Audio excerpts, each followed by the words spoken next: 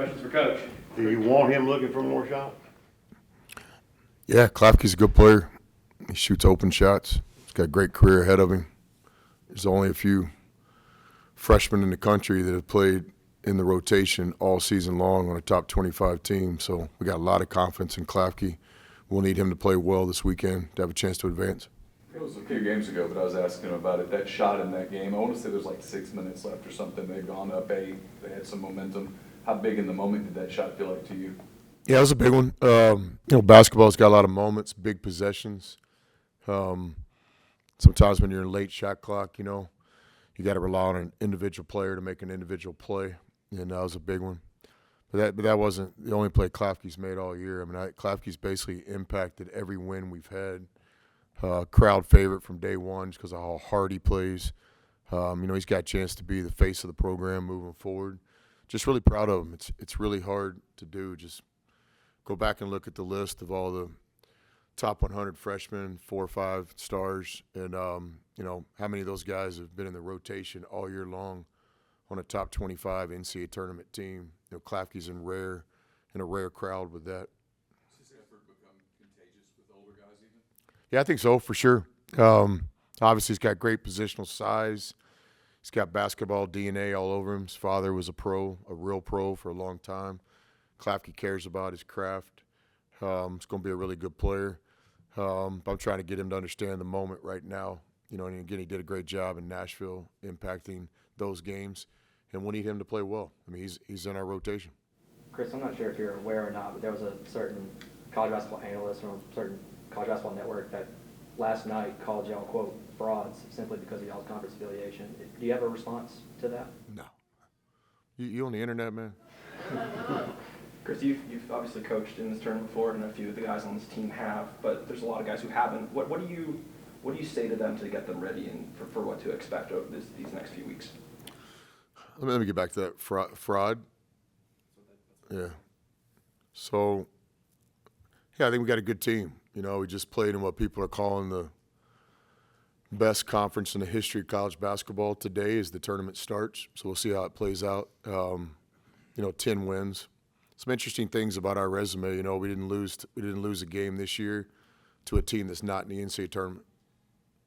Road wins, non-conference, BYU in the NCAA tournament, Colorado State in the NCAA tournament, Louisville in the NCAA tournament, Purdue, we lost a one-possession game in overtime, and certainly in the conference, road wins at places like Alabama, recent home wins at teams like Tennessee. So, I think a lot of things could be said about our team, both good and bad, but fraud would not be a word that I would think about when I think about this year's Ole Miss team.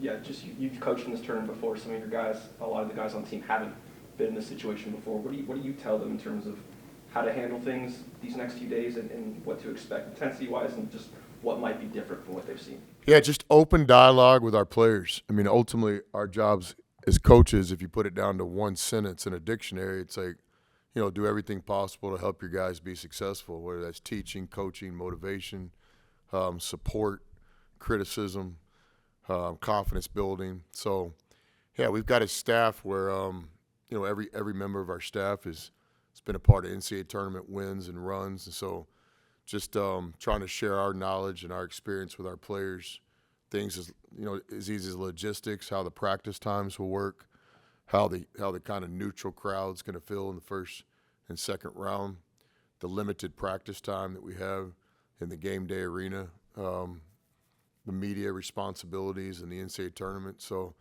I think confidence and calmness come from preparation.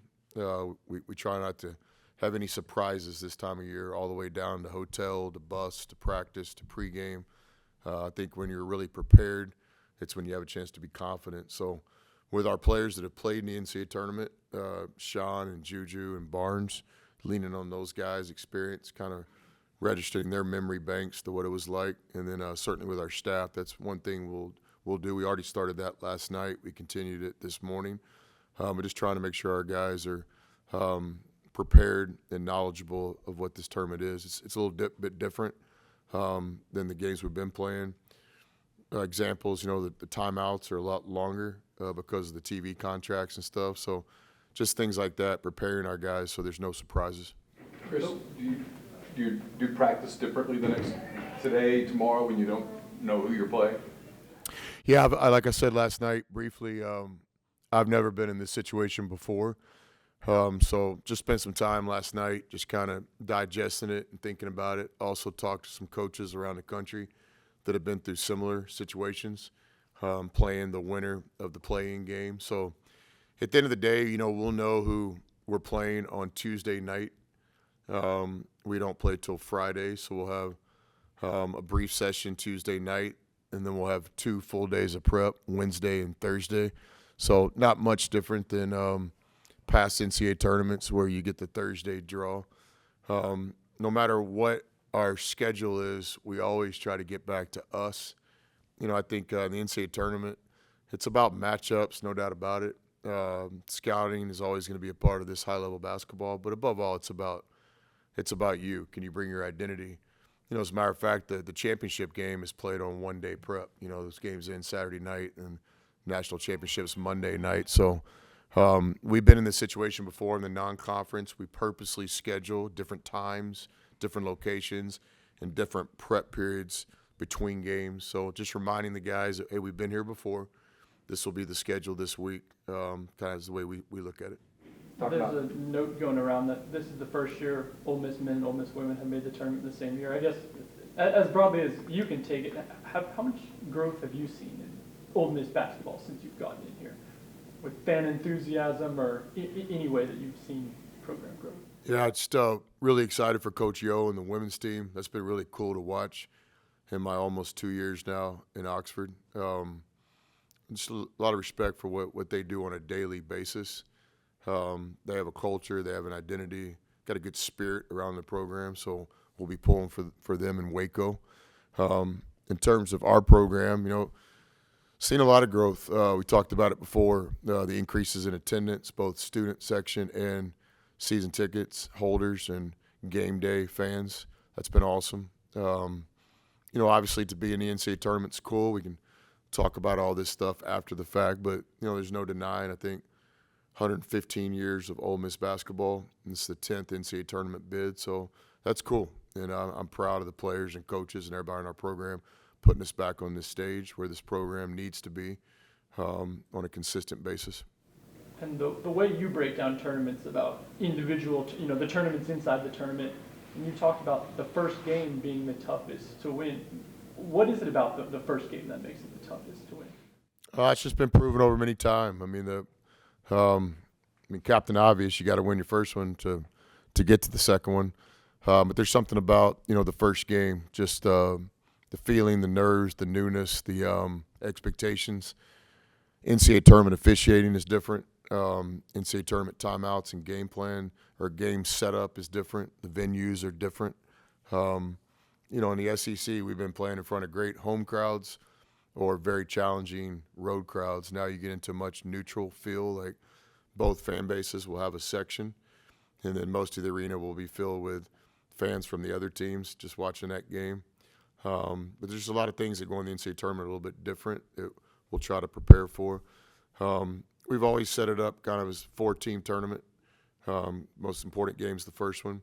You're trying to win 2 games each weekend to get to Monday night. So we spend a lot of time with our guys on that, consistent with what our philosophy always is. Don't look back and don't look forward, just kind of where your feet are. So for us, it's today's practice and preparation. And ultimately, it'll be Friday's game at 3:05, I believe. I know you want to stay in the present, but does it help at all having been in Milwaukee for an NCAA tournament game before, and Sean the same, been up there? It just gives me and Sean a chance to go back and forth a little bit this week. He had a great individual game, but we won the game, so I consider that a victory for us, me. I don't know so much. I remember Milwaukee being a nice downtown. The year we played, the weather was a little bit better, so encouraging the guys to get out of their rooms and move around a little bit. But somebody mentioned this morning that the weather's pretty cold there this week. So great city for basketball. Obviously, with the Bucks being there, it's an NBA town. With Shock and those guys being at Marquette, it's a college town. So, no, we're excited and hope our fans can get there. Just encourage everybody to get there. It's like, all the Ole Miss fans, kind of a myth that NCAA tournament tickets are really hard to get. Not true. Those tickets will be available on all the third-party sites, and there'll be tickets on the streets for sure. You get to San Antonio, a little bit different deal. But I've always thought the first 2 weekends of the NCAA tournament are not an impossible ticket to get. So any Ole Miss fans out there that are willing and excited to make that trip, tickets can be found. Is there any plans for Mikael Brown-Jones to be back with the team during this run? Or? Kind of day to day with McKill. Thanks, gentlemen. Oh, one more. Schwartz is in a hurry. What you got, man? I'm sure it's probably the last thing on your mind, but I saw where the transfer portal opens up on March 24th, and obviously there are going to be certain teams that are going to be playing during that time. Do you feel like that timing of the portal and during the NCAA tournament run, you feel like it should be kind of after the season, personally, in your opinion, or? Yeah, it's a tough one. I mean, last year it was even more challenging. I think it opened up even earlier than that. So I think the idea with the Coaches Association and ultimately the people that made those decisions was, you don't want to start it too early, don't want to start it too late either. So I guess it's the Monday after the Sweet 16. So, the teams that are still playing, challenge for those 16 teams, but kind of hard to feel sorry for somebody that's in the Sweet 16, deal with it. Be a great problem to have. The portal's alive and well right now, though, with the coaching changes and the different rules and stuff. Players are already actively in the portal, but it officially opens, I think, that Monday of the Sweet 16. I don't know. I haven't spent much time thinking about it, but it's hard to coach your team while that's going on. But it's also really hard in the landscape of college basketball to wait till the whole thing's over because now you're in April.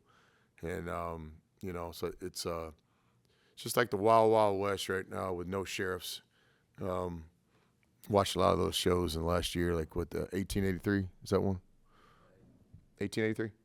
And Yellowstone. And then there's another one in there, another one in there. Yeah, 1923. And so while I was actually watching those shows, just really interesting the history of our country and law enforcement and the towns and all that. And I actually did think about the portal a few times when I was watching those shows because, again, we got some rules, but not sure who the sheriff is. You got to hit it hard again this year, don't you? The portal. Yeah, I would think so. You look at our roster and a lot of guys with that SR senior next to them.